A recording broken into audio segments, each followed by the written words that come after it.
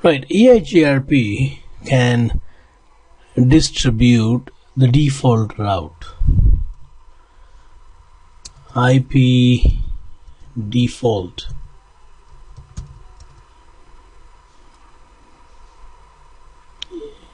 distribution.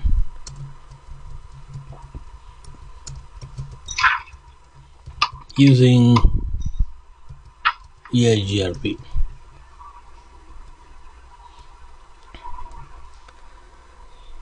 Yeah, that's the title of today's story. We have seen the concept earlier. Now we are going to see the hands-on. Yeah. Now, if you notice here, between router 2 and router 1, you got /30 30.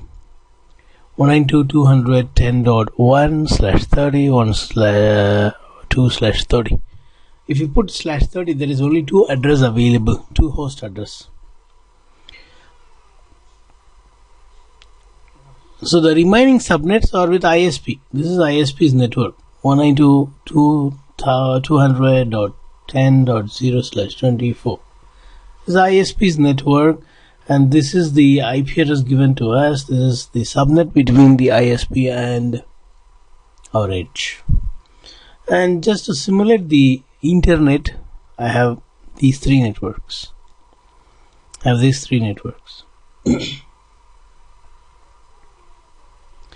Now, we will be able to ping these three networks from router 4 just by using default route provided by EIGRP.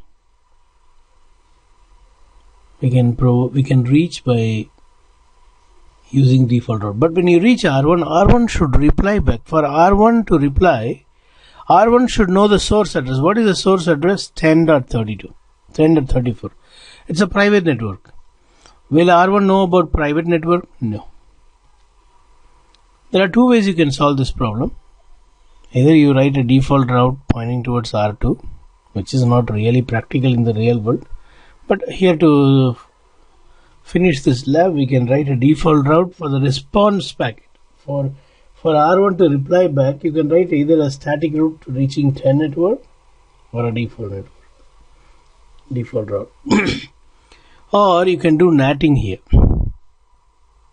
You can NAT the private network to public network, which is 192.200 is a public network. 192.200 is not private. 192.168 is private.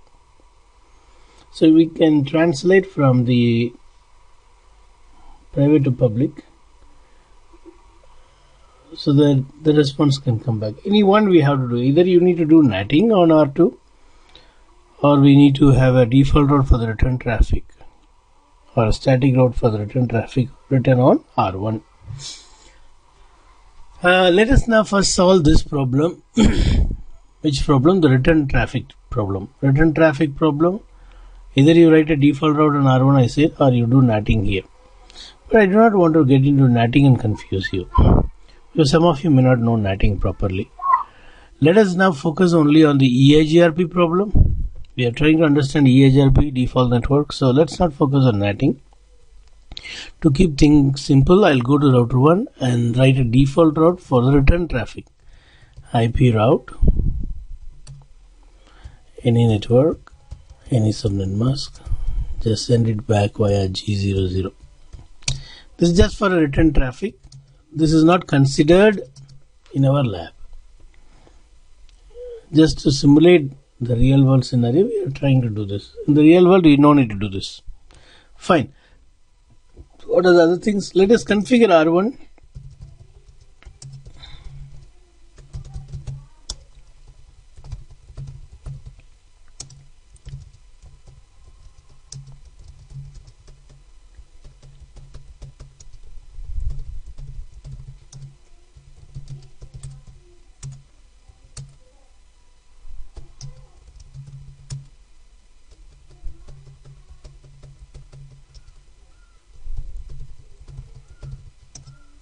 Then these are the three networks.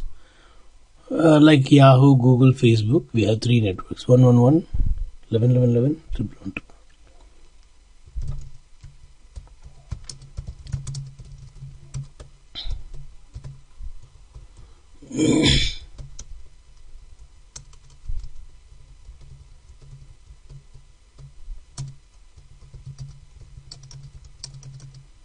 Alright, R1 is ready, means ISP side is ready. Show IP interface brief. Oh, I said 192.168. It's not 168, 192.200.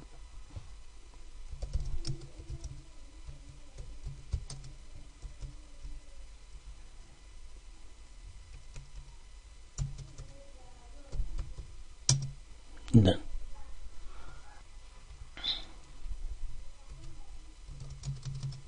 Next is let us go to our edge router 2. Interface G00. If you notice, the IP address will be 192.200.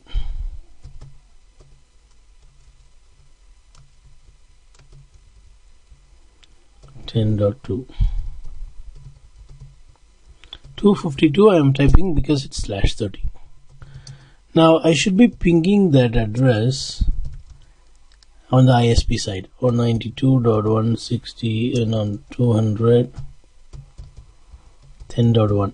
I'll be pinging. Say it's pinging, directly connected pinging. Fine. What is next? Let us now focus on the inside. On router 2 G1/0, the IP addresses will be 10.23.0.2/16. Alright, next is, let's finish the IP addresses, then we'll come to EIGRP. On R3, interface G00, oh shit, IP address 10.23.0.3. I hope that you are following what I'm doing. I'm just configuring IP address and some other basic stuff like default route and so on I have given.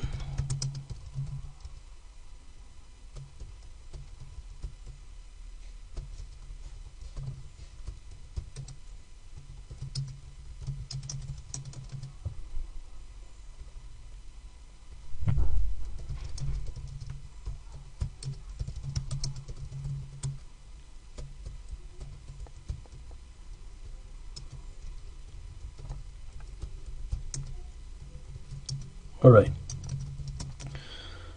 so because these two are directly connected, I'm expecting a ping.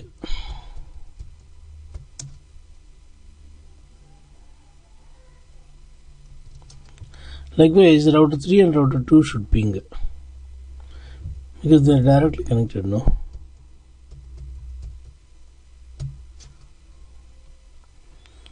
Right, if this is pinging, then let's start EIGRP configuration from the left hand side. On router 4, I need to say router EIGRP 100, network 10, simply 10, that's it. We can also say no to summary.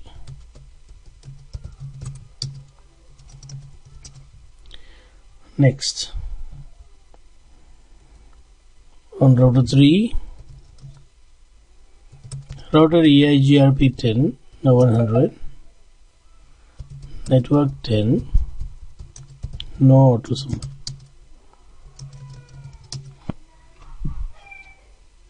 Router 4 is done, router 3 is done.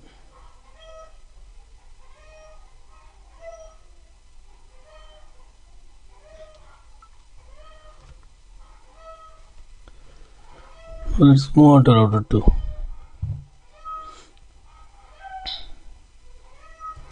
Router EIGRP 100, network 10, that's it. No auto summary. And then what I'm going to do is, please focus now. I'm going to say I got a default network, IP default network, and that network will be the ISP's network. What is ISP's network? It's /24 192.192.200. So 192.200.10.0. There's no need for subnet mask. I'm saying this is the default route, but this router don't know /24 network. It knows only /30, which is directly connected. So I need to write a route also, IP route. Only on the edge device you need to write a static route, IP route, in order to go to this network which has got the /24 mask. Send the packets to 192.200.10.1, which is ISP. And now if you notice, show IP route, you will see S star.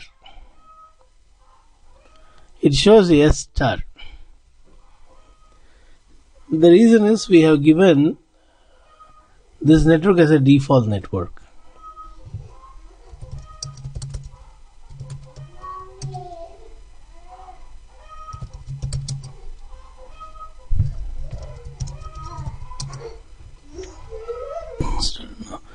We have defined this network as a default network, and all the traffic to this network will be delivered to this address.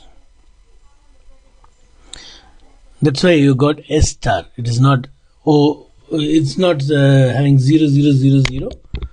We got a specific network as a default network. What is next? Next is I want this to be propagated to all inside router. I don't want to write a default route on every router. See, now currently if you go to router 4, show IP route, it knows only 10.23. If you ping 1.1.1.1, the ping is not possible right now. It is possible only if you write a default route from R4 pointing towards R3, another default route from R3 pointing towards R2. Only then you can reach the entire internet. Or you need to write all specific routes. Manually you need to write a static route, so which is not easy in a real world. So what we can do is, in the production we take this default network and we advertise inside EIGRP. Router EIGRP 100 network, this default network. After I say this, if you see on R4, earlier when I showed, see this is R4, I'm showing you R4. Earlier when I showed you in R4 there was no default route. But now you got a default route. Wait, it will ping now. See, it's pinging. Earlier it was not pinging. And you see you got a D star. This says this is the default network and I need to take you to R3 to reach the gateway, and R3 will take you to R2. If you see R3, show IP route. Here also it says this is the default network. It tells R3, if you don't know anything, if you want to ping 11, don't worry, you just send it to this address. See, we don't got 11 network, but this is the network taking responsibility. I am responsible. Just send it to me. Gotu. Naganta telsu. I know everything. That's what this is saying. This network is saying. That's the meaning of this default. Just send it. Just send this to me. 11 or 111, whatever. Ping,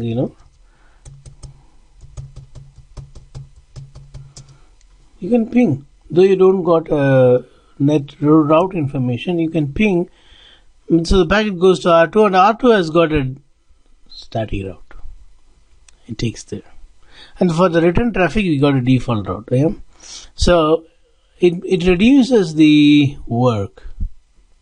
It reduces the work for administrator. You no need to write default routes on every router or static routes on every router. Simply define the default network by using this IP default network command.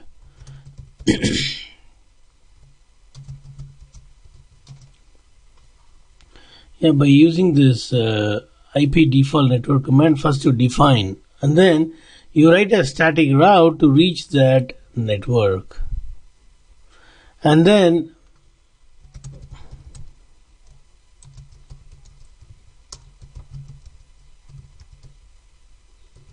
we go under EIGRP and we advertise the default network. That is all we need to do. That's all. Any question, any doubt anywhere? Finally, you should be able to ping all those loopbacks on R1.